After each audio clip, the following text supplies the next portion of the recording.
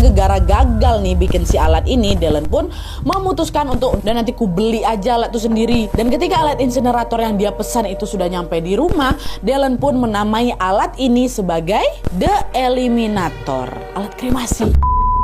Hai, wassalamualaikum warahmatullahi wabarakatuh. Terima kasih sudah klik video ini. Gimana kabar kalian wae? Tentunya aku sangat berharap semoga kalian selalu dalam keadaan baik dan selalu diberi kekuatan dalam melewati segala ujian. Karena ujian kita itu sebagai manusia, wak, bukan cuma hal-hal yang kelihatannya berat aja tuh loh. Ya macam ujian sakit, kekurangan uang, kegagalan dan lain-lain. Tapi kalian juga jangan salah, hal-hal yang kelihatannya menyenangkan ternyata juga bisa jadi ujian, wak. Contohnya punya banyak uang. Siapa sih yang nggak pengen banyak uang ya kan? Rasanya pasti senang kali kan wak kalau dapat rezeki nomplok ya kan. Tapi dalam kasus yang akan aku ceritakan malam ini, kita akan lihat ternyata ada loh ini orang yang diuji dengan banyak uang dan si orang ini malah nggak kuat wak karena banyak uang tuh. Bukannya menggunakan uang ini di jalan yang benar, dia ini malah ngerasa nggak bahagia dan berbelok melakukan aksi kriminal yang sangat keji gara-gara uangnya itu. Nah, kenapa bisa kayak gitu? Nah, penasaran guys sama kisah selengkapnya kan? Jadi nggak usah lama-lama, kita langsung masuk aja ke apanya ya. Check it out.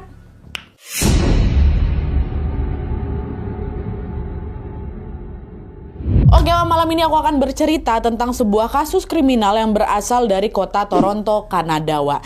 Tapi sebelum aku masuk ke kronologi kejadiannya, ada informasi penting yang harus kalian tahu dulu, Wak. Jadi, di kota Toronto di tahun 1963 itu, ada seorang pebisnis bernama Carl Millard yang mendirikan bisnis penerbangan dengan nama maskapai Millard Air. Nah, maskapai ini, Wak, memberikan pelayanan berupa penerbangan kargo dan juga pesawat sewaan. Jadi macam pesawat charter gitu lah, Wak. Jadi bukan pesawat komersil pada umumnya ya. Nah, maskapai Millard Air ini dikelola sebagai bisnis keluarga dan dalam waktu yang singkat, maskapai ini pun langsung populer itu di kalangan masyarakat hingga menghasilkan keuntungan finansial yang sangat fantastis sekali bagi Carl dan juga keluarganya si pendirinya ini.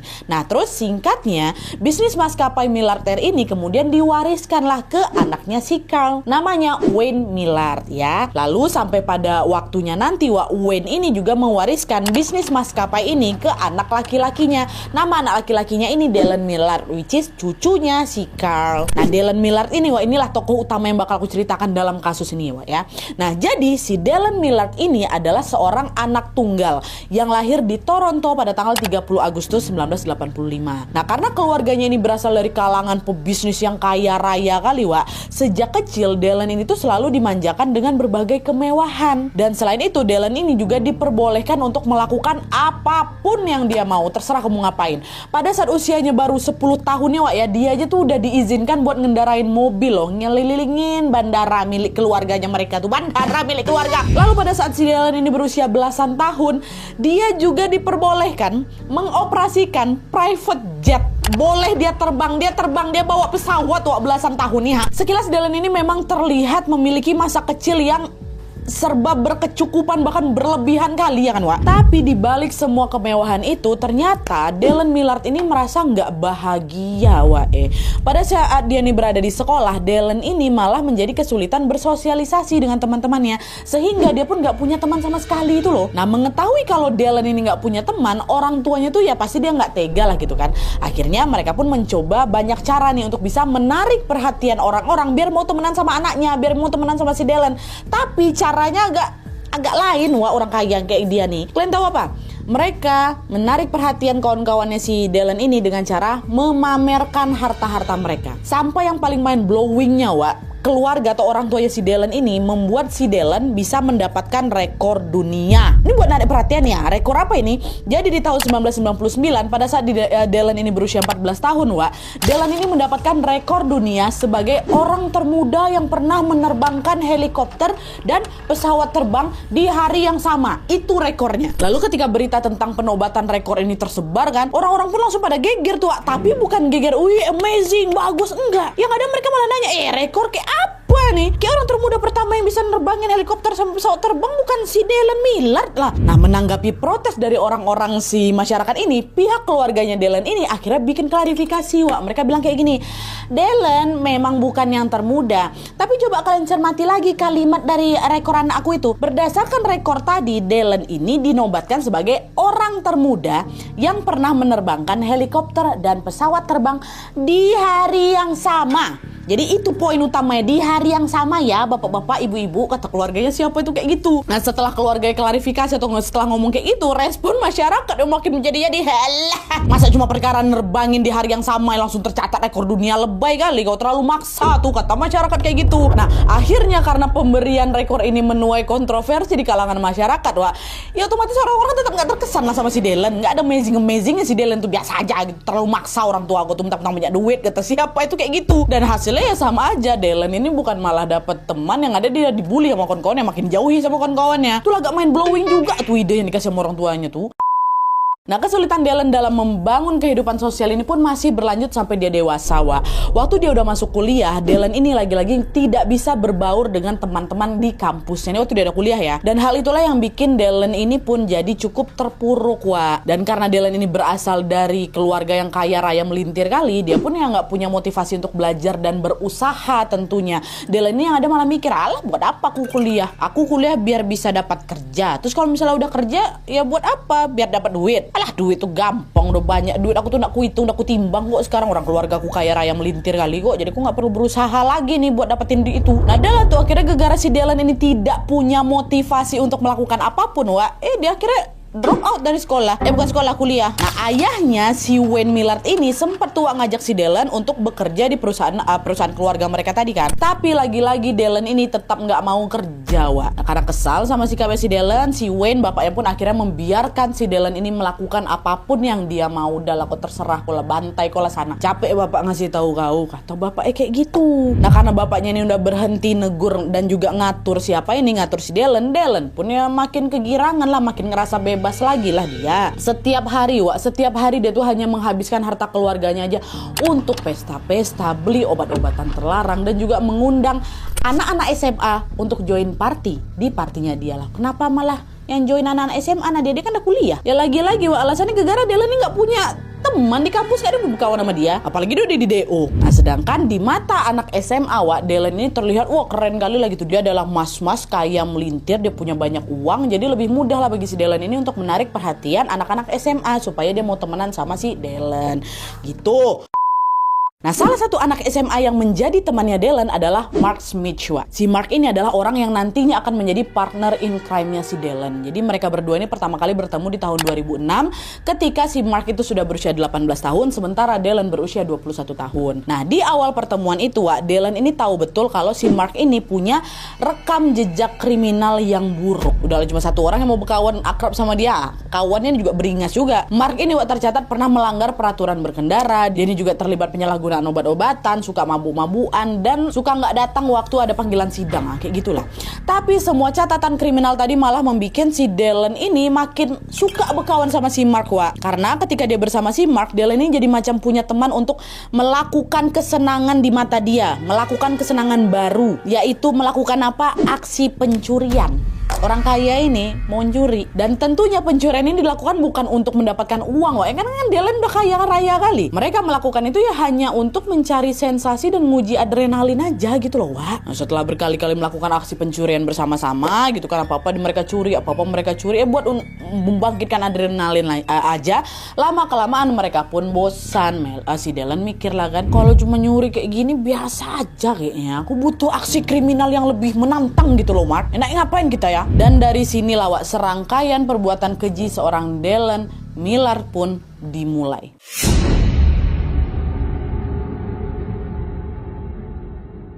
Nah, jadi nih, di tahun 2012 waktu si Dylan ini sudah berusia 27 tahun, dia ini sedang menjalin hubungan romantis atau pacaran dengan seorang perempuan yang namanya Christina.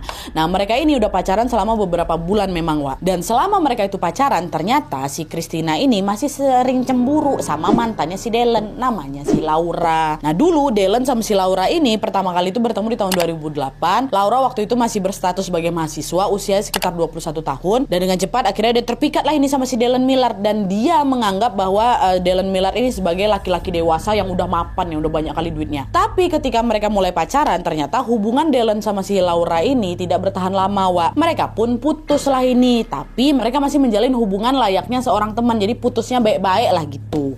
Udah, itu mantannya si Dylan namanya Laura. Terus pada bulan Februari tahun 2012 si Laura ini ulang tahun, Wak. Diadakanlah pesta ulang tahun dekat tempat dia kan, dan dia juga mengundang si Dylan, mantannya ini, sama si Christina, pacar barunya si Dylan. Sebenarnya Laura juga nggak ada masalah apa-apa, Wak, sama si Christina. Tapi lagi-lagi Christina itu kan memang cemburu sama si Laura kan. Kok mereka udah putus tapi si Laura ini masih ngundang pacar aku di ulang tahunnya dia? Apa masih suka dia sama pacar aku jangan-jangan ya? Gitu kata si Christina. Nah, karena cemburu melihat keakraban itu, Christina pun tiba-tiba nih dia ngirim chat lawak ke si Laura. Dia bilang, "Selamat ulang tahun ya Laura. By the way, asal kau tahu ya, hari ini nih ya, setahun yang lalu aku tuh lagi tidur loh sama Dylan."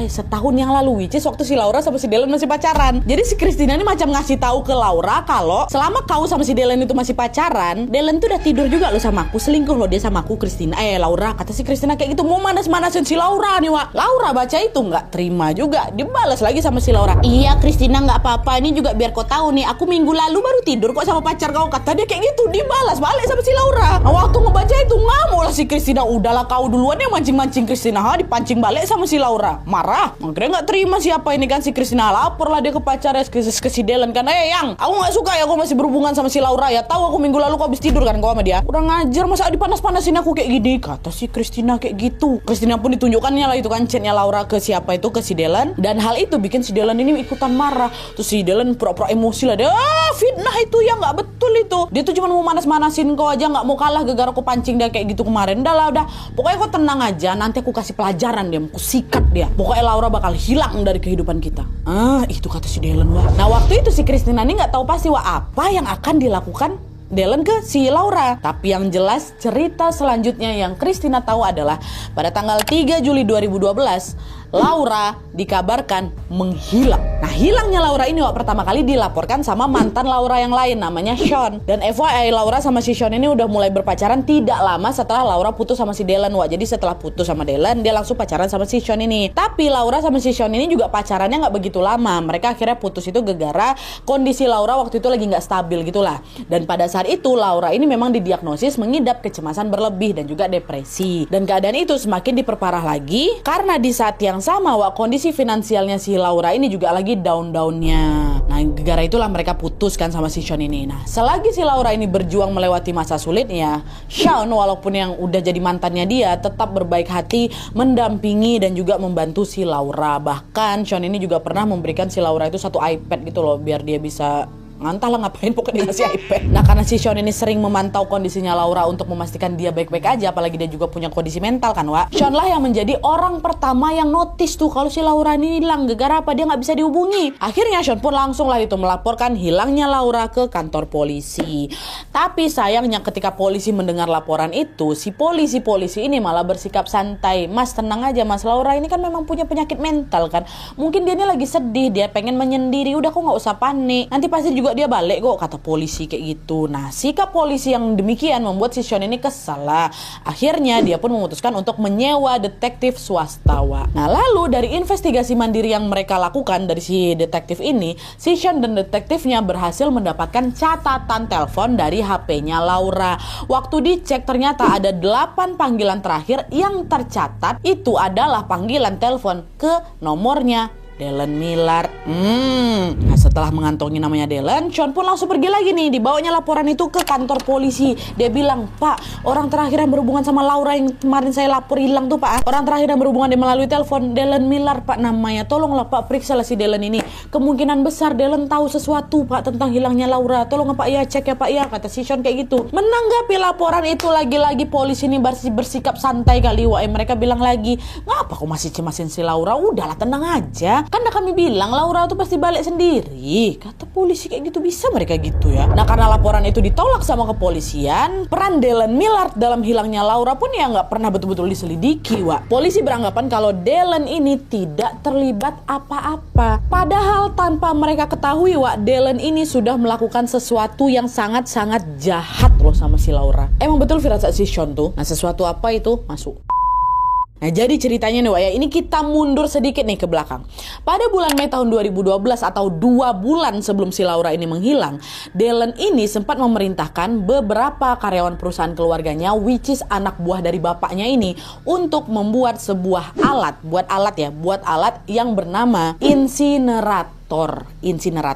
Berdasarkan informasi yang aku dapat di internet, katanya insinerator ini adalah alat untuk membakar sampah. Suhu pembakarannya bisa diatur ke dalam rentang 850 sampai 1400 derajat Celcius. Disuruhnya anak-anak buahnya tuh untuk bikin alat ini, ya. Nah, dengan alat itu Dellen ini bilang ke anak-anak buahnya kalau dia ini mau bikin bisnis kremasi untuk hewan peliharaan. Nah, tolonglah kalian bikinkan, aku mau bikin bisnis baru, kata kayak gitu. Nah, singkatnya ketika alat itu sudah berhasil dibuat sama anak-anak buahnya, ternyata ada aja yang bikin alat itu tuh nggak bisa berfungsi. Kadang tiba-tiba alat tuh meledak, kadang nggak mau nyala, dan lain-lain. Nah, akhirnya gara-gara gagal nih bikin si alat ini, Dellen pun memutuskan untuk udahlah nggak usah kalian buat lah, dan nanti ku beli aja alat itu sendiri. Jadi dia mau beli langsung jadi aja lah gitu kan, Wak. Dan ketika alat insinerator yang dia pesan itu sudah nyampe di rumah, Dellen pun menamai alat ini sebagai The Eliminator. Oke, alat kremasi hewan peliharaannya, alat kremasi The Eliminator ya. Dellen pun menyimpan alat ini di dalam hanggar milik keluarga mereka. Hanggar tuh kalian bangunan yang dipakai untuk nyimpan pesawat. Wah, keluarga mereka kan punya pesawat. Jadi macam gudang atau macam tempat parkir lah gitu ya, bisa dibilang tempat parkirnya pesawat. Ditaruhnya lah alat itu di hanggar keluarganya ini. Lalu setelah alat itu dibawa ke hanggar, Wah, pada tanggal 3 Juli tahun 2012, hari ketika Laura menghilang, Dellen kirim pesan lah ke bestinya, ke siapa? Ke si Mark, ya, anak SMA yang jadi partner in crime-nya dia itu. Dellen bilang, "Wah, aku lagi ada misi nih. Aku hubungin kau 1 jam lagi ya." Dan bisa kalian tebak misi apa yang dimaksud sama si Dellen dalam chatnya itu? Ya, misi untuk menghilangkan nyawa Laura. Tidak lama setelah chat itu terkirim ke Mark, Wak, Dellen pun langsung pergi dijemputnya si Laura ya kan. Karena pada hari itu Dellen memang udah janjian tuh, udah dipancingnya si Laura buat ketemuan. Nah, itulah kenapa 8 panggilan terakhir yang ada di HP-nya si Laura itu adalah panggilan telepon ke nomornya si Dellen, Wak. Karena memang mereka udah janjian sebelumnya, udah terpancing si Laura ini kan. Dah, akhirnya singkatnya nih Dellen pun kemudian membawa Laura pergilah itu ke rumahnya. Entah kayak gimana detail yang terjadi antara Laura dan Dellen di dalam rumahnya, Wak, selama ada di rumah itu. Yang jelas dari beberapa sumber yang aku tonton nih, disebutkan kalau pada hari itu Dellen ini sudah menghabisi nyawanya Laura menggunakan pistol langsung di hari itu. Terus sehari kemudian di tanggal 4 Juli 2012 di galeri HP-nya Dellen, Wak, terdapat satu foto yang menampilkan pemandangan aneh ya. Jadi bisa kalian lihat ada gulungan plastik besar warna biru yang ditaruh digeletak di tanah kan. Terus di samping gulungan plastiknya itu ada anjingnya Dellen, Wak, lagi duduk. Nah, dari foto ini pasti kalian udah tahu kan? Pasti kalian udah langsung tahu kalau ada sesuatu yang terbungkus di dalam gulungan plastik biru itu ya kan. Dan seperti yang sudah bisa ketebak, yang berada di dalam gulungan plastik itu, itulah dia, Wak, jasadnya Laura. Langsung disikat ya, langsung betulan dihabisinya si Laura tuh, ha. Dan setelah menghabisi nyawanya Laura, Dellen pun lalu pergilah itu ke hanggar untuk itulah diperiksa nyala alat The Eliminator punya dia tuh, ha. Saat itu Dellen beberapa kali, Wak, mencoba mengoperasikan alat itu sampai dia betul-betul paham gimana cara gunain si alat ini.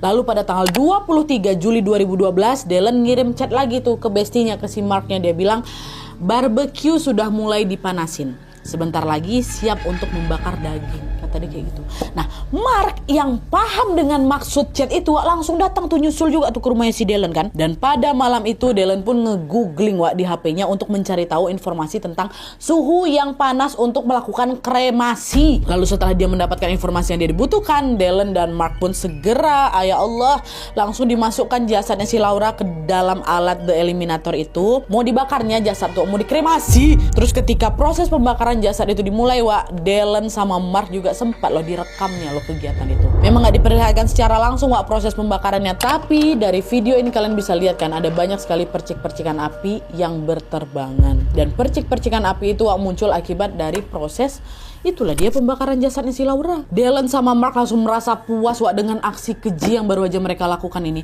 Dan juga dengan power yang dimiliki sama si Dellen, yang mereka berdua yang aman dari kejaran hukum, nggak ketangkap, nggak terendus sama sekali itu loh. Alhasil apa, mereka pun jadi nggak kapok, Wak, untuk berencana melakukan hal itu lagi. Jadi masih ada kejahatan-kejahatan keji lainnya, Wak, setelah kejadian ini. Ya nggak kapok lah, mereka nggak ketangkap. Berdua ini pun juga dakjal kali. Gimana kisahnya, masuk lagi kita.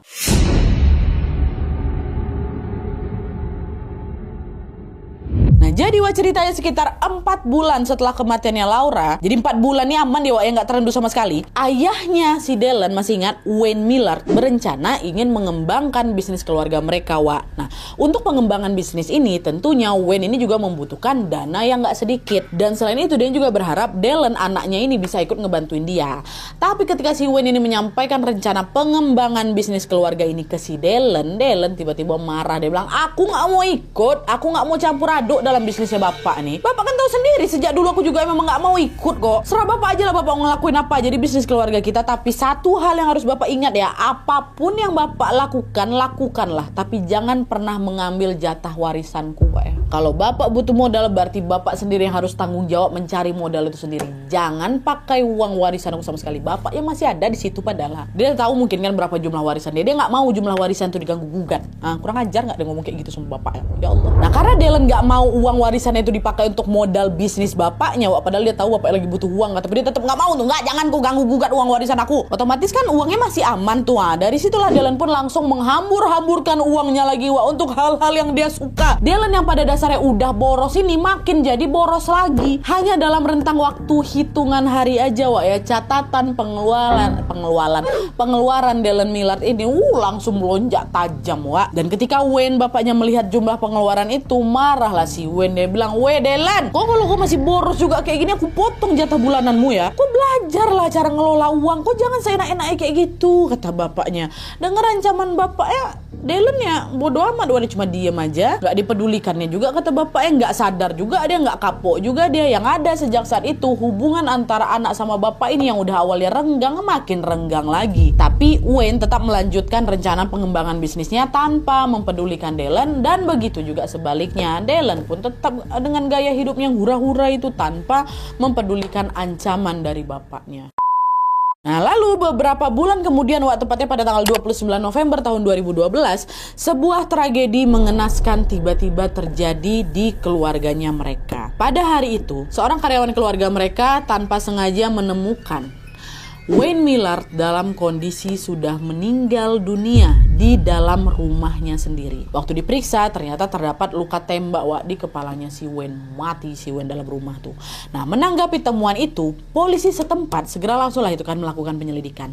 Dan hanya dalam waktu singkat, polisi langsung menyimpulkan bahwa Wayne Millard ini meninggal karena dia sengaja menghilangkan nyawanya sendiri. Itu kesimpulan dari polisi. Dan setelah ayahnya ini meninggal, Dylan Millard secara resmi mewarisi bisnis penerbangan milik keluarga mereka Wak. Ya, dia anak tunggal. Tapi sebagai pewaris tunggal ini Wak ya, Dylan tetap tidak ada niat untuk ngelanjut kerja, ngelanjutin perusahaan itu nggak ada. Yang ada dia malah memecat sebagian besar karyawannya. Dan nggak cuma itu aja Wak, Dylan ini juga langsung merombak hanggar atau tempat parkir pesawat tuh yang ada dekat rumahnya tuh menjadi tempat penyimpanan barang-barang hasil curian. Iya, macam yang udah aku bilang tadi Wak, Dylan sama kawan si Mark tuh memang suka curi kan. Barang-barang hasil curian yang ditaruh dekat hanggar tuh. Dan selagi merapikan barang-barang hasil curian mereka yang ada di hanggar Wak, Dylan bilang lagi lah ke Mark, Mark, kita tetap lanjutkan misi nih ya Mark ya. Kita harus nyuri lebih banyak lagi biar hanggar kita ini cepat penuh. Curi apa aja lah, sepeda, mobil, motor, kalau bisa jet ski kita masukkan dalam sini katanya. Oh si Mark, oke bos, tenang tuh. Abis ini kita rencanakan pencurian lagi ya, kata dia kayak gitu. Dan sekali lagi nih Wak ya, dia tuh nyuri barang-barang ini bukan untuk mendapatkan uang, buat ya Allah, buat macu adrenalin aja. Nah, memasuki tahun 2013 Wak, Dylan sama Mark pun punya ide baru nih untuk mencuri sebuah truk pick up. Nah, Dylan sama Mark mulailah tuh nyari iklan-iklan penjualan truk pickup kan yang ada di internet. Dan setelah di browsing cukup lama, akhirnya ada tuh satu unit truk pickup yang menarik perhatian mereka. Nah, truk ini Wak dijual oleh seorang laki-laki berusia 32 tahun bernama Tim Bosma. Mark sama si Dylan ini pun langsung ngubungin Pak Tim ini, si Tim ini kan. Mereka bilang, "Halo, apa betul ini Bapak Tim? Pak, saya tengok ada iklan penjualan truk pickup milik Bapak nih, dan kebetulan saya juga berminat buat beli nih Pak. Tapi sebelum saya beli, saya boleh test drive dulu nggak?" kata si Dylan kan. Nah, mengetahui kalau ada orang yang mau beli truk dia Wak, senanglah hati si Tim ini. Kebetulan pula waktu itu dia lagi butuh duit Wak. Dan FYI, Tim ini sudah menikah, dia punya istri dan dia juga punya 1 bayi ya. Dah lah tuh akhirnya Tim ini bilang lah ke Dylan, "Oh boleh Pak, silakan kalau mau test drive kita atur Pak ya, tanggal sama jam berapanya Pak." "Oke Pak, kalau misalnya tanggal 6 Mei gimana Pak Tim? Aman nggak?" kata si Dylan lagi. "Oh aman Pak, nanti kalian langsung datang ke rumah saya aja Pak ya, truk pickupnya ada di rumah, nanti jam segini," gitu kata mereka. "Oke case-nya Pak. Sampai ketemu Bapak, kata si Dylan. Dah, akhirnya hari yang ditentukan pun tiba di tanggal 6 nih Wak. Sejak sore tim itu udah standby nunggu kedatangan si Dylan sama si Mark ini. Tapi ditunggu sampai malam Wak, mereka nggak muncul-muncul juga. Ini jadi nggak orang nih mau test drive, kata si Dylan, kata si Tim kan. Barulah itu sekitar jam 9 malam, Dylan sama Mark datang tuh, nyampe lah itu betulan ke rumahnya si Tim. Dan seperti yang sudah direncanakan, malam itu pun mereka bertiga mencoba mengemudikan truk pick up dengan didampingi langsung sama si Tim, sama si pemilik ini. Tim pun izin lah itu sama istrinya kan, yang aku jalan dulu yang ya mudah-mudahan nggak begitu lama, aku bakal balik cepet kok, kata siapa. Tinggallah istrinya ini di rumah sama bayinya kan, istrinya ngangguk lah itu sambil melambaikan tangan melepas kepergiannya Tim. 1 jam dah berlalu, kok belum balik-balik. Laki aku ini gelisah lah istrinya kan, kok lama kali tes drive sampai 1 jam Wak. Istrinya nyoba tuh ngubungin si Tim lewat telepon, tapi ternyata HP-nya udah nggak aktif. Apa nggak makin gelisah dia tuh. Dia tahu betul kalau Tim tuh pasti nggak akan pernah membiarkan HP-nya kehabisan baterai Wak. Jadi nggak mungkin kehabisan baterai gara-gara mati itu kan. Nah jadi kalau misalnya sekarang HP tiba-tiba nggak aktif, ini pasti ada pertanda buruk nih. Malam itu juga istrinya langsung lah itu Wak lapor ke polisi. Untungnya bukan polisi yang didatangin sama si Sean, karena polisi yang didatangin sama siapa ini, sama si istrinya Tim ini langsung menanggapi laporan itu. Dan keesokan harinya polisi pun segera langsung melakukan penyelidikan Wak. Pada saat itu polisi memeriksa catatan panggilan yang ada di HP-nya si Tim. Dan sama seperti kasus Laura Wak, orang terakhir yang berhubungan dengan Tim melalui telepon adalah Dylan Miller. Dan itu tadi yang aku bilang, untungnya kali ini polisi setempat tuh nggak tinggal diam. Di hari itu juga polisi pun langsung menangkap Dylan Miller untuk diinterogasi. Dylan ditangkap bersama-sama bestinya sama si Mark pada saat mereka lagi ada di hangar. Dan bersamaan dengan penangkapan itu, polisi juga langsung melakukan penggeledahan di dalam hangar Wak. Dan hanya dalam waktu singkat, waktu udah masuk hangar itu, polisi langsung bisa menemukan truk pick up milik Tim ada di sana. Waktu truk itu diperiksa Wak, di dalam truk itu terdapat sisa tembakan dan juga bercak-bercak darah di dalam situ. Dan atas temuan ini polisi pun langsung yakin kalau Tim pasti sudah meninggal dunia. Dan dugaan itu juga nggak meleset Wak. Masih di lokasi yang sama, masih di dalam hangar tuh Wak, polisi menemukan alat The Eliminator punya si Dylan tuh Wak. Waktu alat tuh dibuka, ya Allah ya Robbi, ternyata Wak, di dalamnya terdapat sisa-sisa pembakaran jasad manusia. Dan sisa pembakaran yang mereka tengok itu, itulah dia jasadnya Tim Bosma tuh, tau kalian. Ya Allah, kasihan kali Tim. Dengan bukti-bukti yang sudah jelas ini, Dylan sama Mark pun langsung diseret masuk ke pengadilan. Mereka udah nggak bisa kabur lagi, terbukti kok. Malah nggak bertele-tele lagi penyelidikan kan Wak, langsung ada di situ jasadnya, korbannya di situ, orangnya ada di situ, pelakunya. Akhirnya setelah melewati beberapa kali proses persidangan Wak, keduanya pun langsung didakwa dengan penghilangan nyawa tingkat pertama dan langsung dijatuhi hukuman penjara seumur hidup dengan masa tahanan minimal 25 tahun. Nah, barulah ini setelah kasus kematian Tim itu mencuat Wak, polisi pun akhirnya tergerak nih untuk menyelidiki 2 kasus sebelumnya yang juga dianggap mencurigakan, yaitu siapa? Hilangnya si Laura sama kematian Wayne, bapaknya si Dylan ini. Nah awalnya kasus tentang hilangnya Laura ini memang belum terungkap Wak. Polisi pun juga belum punya bukti kalau si Dylan sama si Mark ini terlibat. Tapi sementara untuk kematiannya si Wayne, kematian bapaknya, ada beberapa hal yang membuat polisi ini ragu apakah Wayne ini betul-betul meninggal gara-gara dia bunuh diri atau menghilangkan nyawanya sendiri apa enggak nih. Jadi memang ditemukan juga Wak, macam ada indikasi kalau ini tuh pembunuhan lah, bukan menghilangkan nyawa. Nah, terus setelah 2 kasus ini dibuka kembali, kasusnya Laura sama kasusnya si Wayne ini dibuka Wak, aku memang gak nemuin tuh detail informasi tentang penyelidikannya ya. Tapi yang jelas polisi akhirnya menemukan cukup bukti bahwa mereka berdua inilah, si Dylan sama si Mark inilah dalang utama dari 2 kasus tadi. Dylan dan Mark sudah menghabisi nyawanya Laura, sementara Dylan sendirilah yang sudah menembaki ayahnya sendiri. Jadi bukan ayah bunuh diri, memang dibunuh sama anaknya. Dan atas perbuatannya Wak, Dylan sama Mark pun kembali lagi diseret ke persidangan. Dan dalam persidangan kasusnya Laura Wak, Dylan sama Mark ini didakwa atas tuduhan penghilangan nyawa tingkat pertama dan dijatuhi hukuman penjara seumur hidup dengan masa tahanan minimal 25 tahun untuk kasusnya si Laura. Terus untuk kasus kematiannya Wayne Wak, Dylan juga didakwa lagi atas tuduhan penghilangan nyawa tingkat pertama juga dan dijatuhi hukuman penjara seumur hidup dengan masa tahanan sama juga kayak tadi 25 tahun. Jadi dapat double. Tapi yang lupa sama kasus pertama Tim. Jadi kalau misalnya di total Wak, dari 3 kasus ini Dylan akan dihukum selama minimal 75 tahun, sedangkan Mark karena dia tidak terlibat dalam kasus kematiannya si Wayne, bapaknya si Dylan ini, total hukuman si Mark itu 50 tahun penjara. Udah ketangkap, dihukum masuk penjara di sekarang. Aneh-aneh aja kok nih Dylan.